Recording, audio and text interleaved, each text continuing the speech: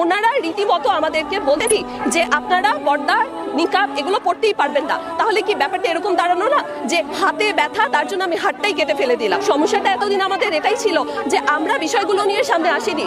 আমরা প্রতিনিয়ত ভেবেছি হ্যাঁ হয়তো আমরা মানিয়ে চলতে পারবো, হ্যাঁ হয়তো এভাবে চলে যাবে।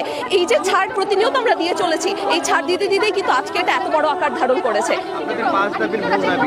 আমাদের 5 দাবির মূল দাবি এটাই যে আমরা আমাদের নিকাব এবং পর্দার যে বিধানটা সেটা যাতে আমরা সুন্দরভাবে পালন করতে পারি।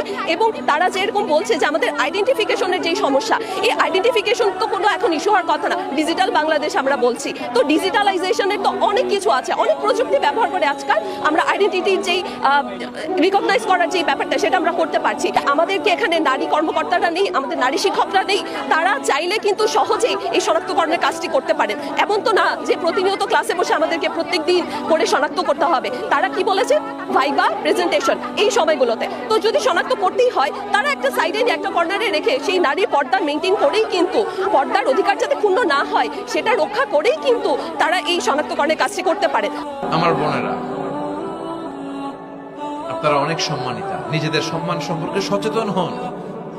এই হেজাব আপনার অধিকার, এই হেজাব নারীর অহংকার, হেজাব নারীর আভিজাত্যের প্রতীক, হেজাব নারীর রুচির প্রতীক। আপনার রুচিটা কেমন আপনার পোশাক দেখে বোঝা যায়। কথা কন, যে মেয়েটা হিপ হপ স্টাইলে চলাফেরা করে, গ্যাংনম স্টাইলে, এই মেয়েটারে ইফটিজিং করার সুযোগ আছে না নেই?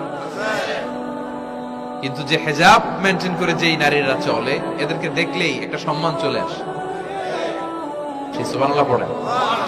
নারীদেরকে তো ইসলাম মর্যাদা দিয়েছে। বিষ্ণু বলেছেন দুনিয়া কুল্লুহা মাতা ওয়া খায়রু মাতা'আদ দুনিয়াল মারআতুস সালিহা। দুনিয়ার সব হলো সম্পদ, আর এই সব সম্পদের মধ্যে সবচেয়ে দামি সম্পদ হচ্ছে নেককার নারী। এদের পেটগুলা খনি। এই নেককার নারীগুলো যদি হেজাব মেনটেন করে, এই পেটগুলো থেকে আল্লাহওয়ালা বেরোবে, নাজমুস সাকিব বেরোবে, কারি আহমদ বিন ইউসুফ আল আজহারি বেরোবে, বড় বড় মুফাসসিরে কোরআন বেরোবে।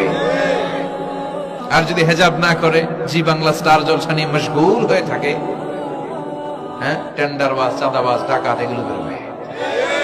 ওজনে কম দিবে, খাদ্যে ভেজাল দিবে, মাছে ফরমালিন দিবে, গাঞ্জার টাকার জন্য লাথি মেরে মারে ঘর থেকে বের করে দিবে।